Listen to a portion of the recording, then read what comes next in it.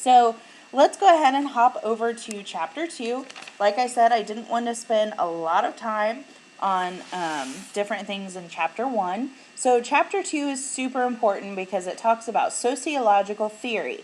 Now, sociological theory is the combination of observations and insights providing systematic explanations of social life. So first, let's start with the Davis-Moore theory of social stratification. So remember, you already know what social stratification is.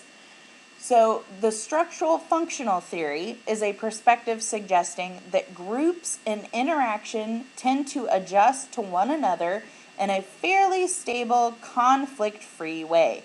So there's not much argument, and they believe that Davis and Moore argue that social stratification is inevitable and it's necessary, and that those with critical occupations must be compensated, that their position must be high in the social scale and must command great prestige, high salary, ample leisure, and the like.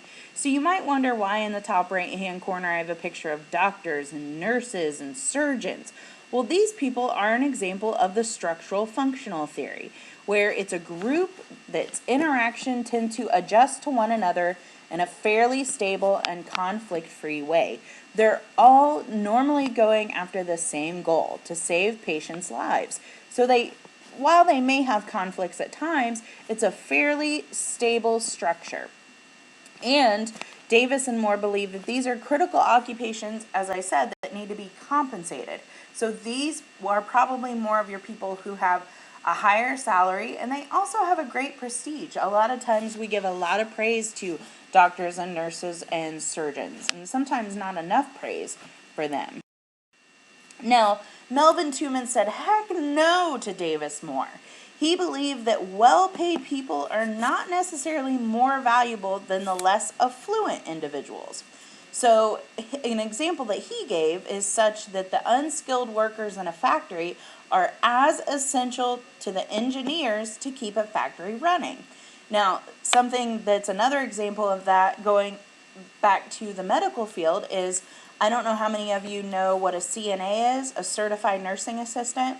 A lot of times on the medical hierarchy, CNAs are found to be at the bottom. But without CNAs, you don't have a lot of work that's taken care of so the nurses and the doctors can do their work that they're required to do.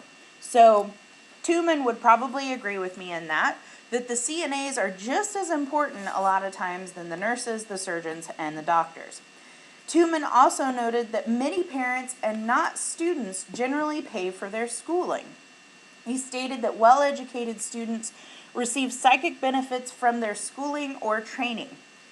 There is a life of greater freedom and flexibility than most full-time workers and of high prestige enjoyed by the college student. So he then goes on to explain that, a lot of times these students are not forking this out of pocket and they're receiving all of this prestige and flexibility thanks to mom and dad.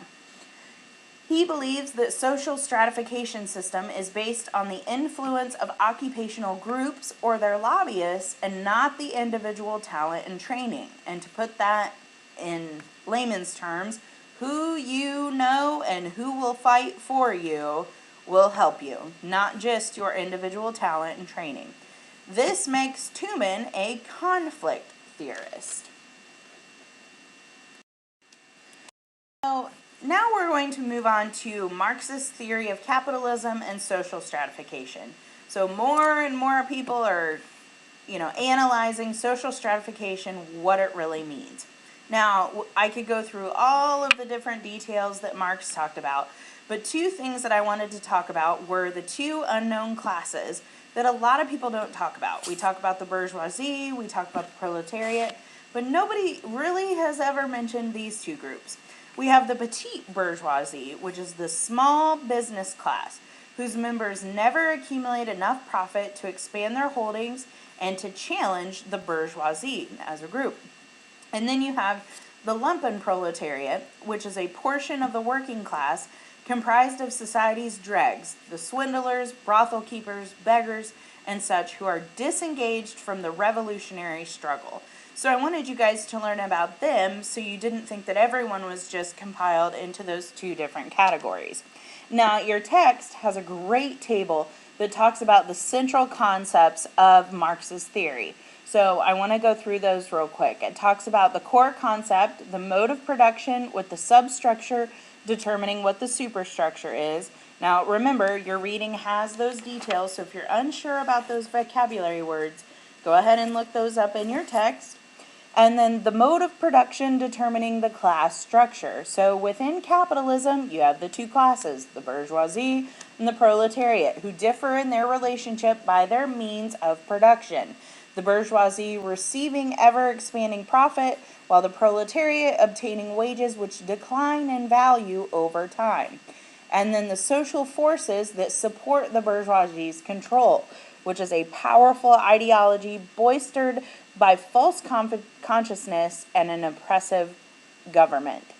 So, thirdly, then the proletariat's exploitation promoting the spread of conflict with the bourgeoisie, which led to the eventual revolution. And then the emergence of socialism with the proletariat in control. So, I'm not going to read the last point. Again, that's a great summary of Marx's theory of capitalism and social stratification. Again, like I said, you should have read through chapter 2, so you'll understand that table a bit. So, a person who started to go against Marx, even though he slightly believed some of what he said, was Max Weber. So as you can see on the right-hand side, Max Weber, strapping young gentleman. He believed that class is a set of individuals with similar chances for gaining income and wealth in the business world. And he said that an individual's class position will influence their status. So on the left-hand side, I thought it was a great example of giving you a visual of where everyone's in the same class. Everyone has a similar chance to gain income and wealth in the business world sitting in this class. So if class positions influence their status, then we need to know what status. Back real quick, we see this one right here. Regina is the leader of the party. So based on their class, and then as she forms and is accepted into their status, joins their party. Some modern examples of parties include political parties, consumer groups, unions, business organizations, foundations, civic groups, and more. So there are 3 types of authority that parties exercise. So once a party is formed, they have to have some form of authority, right? So there are 3 different types. The bureaucratic system of authority, aka administers the tasks controlling an organization's operation. Then there's a traditional system of authority, aka generally patriarchal person who maintains legitimacy based on established belief. So this is usually husbands, fathers, masters, lords, kings. Game of Thrones, anyone? Sound familiar? Traditional system of authority. And then you have a charismatic system of authority, aka there is a person who pursues a mission driven by a powerful sense of a divine purpose and draws followers who are committed to that same mission. So what are some of the big differences between Marx and Weber? So Marx versus Weber. Your textbook, again, provides an awesome table that talks about the theorist context between Marx and Weber, their source of stratification, where they believe it came from, the analysis of capitalism, because in talking with status and power, capitalism is now involved, and then the prospect of a revolution. Can a revolution occur from these different things? Now, moving on from Weber and Marx, we go on to Eric Wright, who is pictured on the right-hand side. He agreed with Marx in regards to ownership, but also believed that there are other traits that should be a factor, including control over ownership, where owners make basic decisions about their investment and expansion, such as where to invest corporate profits or whether to take over another company. He also believed that control over the production process should occur, so that there should be managers or other authorities that develop a strategy about production. For instance, whether to increase or decrease or maintain the production level of whatever the product may be. He also believes that there should be control over the employees, that the focus here involves a range of supervision, whether it's over the entire organization, a portion of it, or over nobody at all. Such as there are foremen that work in factories. Most of us have some form of supervisor or boss that we work for. And then finally, skill level, that some people acquire distinct abilities through training or special talent that provides them a valuable contribution to that particular organization. That within a company, employees can range in skill level from highly credentialed managers or consultants to manual workers with few or little to no formal qualifications and training.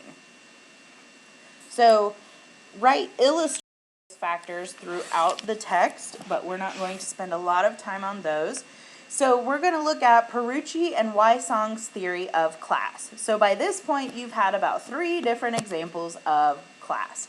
So Perucci and Wysong gave us the elite, the privileged class, the super class, and then also the credentialed class and the professionals. So as you can see on the chart on the right-hand side, you have the super class, who are generally the owners and employers. You then have the privileged class, which part of that is the credentialed class, so your managers and professionals. Then you have the comfort class, the contingent class, wages. So the comfort class would actually be an example of your professionals. And then as your text talks about, it goes further into the contingent class and then also the excluded class. And it also talks about briefly about the difference between the haves and the have-nots. So the privileged classes versus the new working class. So this is the haves and the have-nots. So there is a great table of the summary of the different theories that we talked about, the 3 theories in regards to social stratification between Weber, Wright, Perucci, and Wysong. And so it's great to look at those central ideas of theories. And then also your text talks about the power elite theories. And I'm not going to spend a lot of time going through here, but Mills, Domhoff, and Dye provide great examples of the power elite theories where they divide class with the upper class, the largely upper class, and the upper middle class, and they kind of look at that top portion of the previous scale that was provided to us by Perucci and Wysong.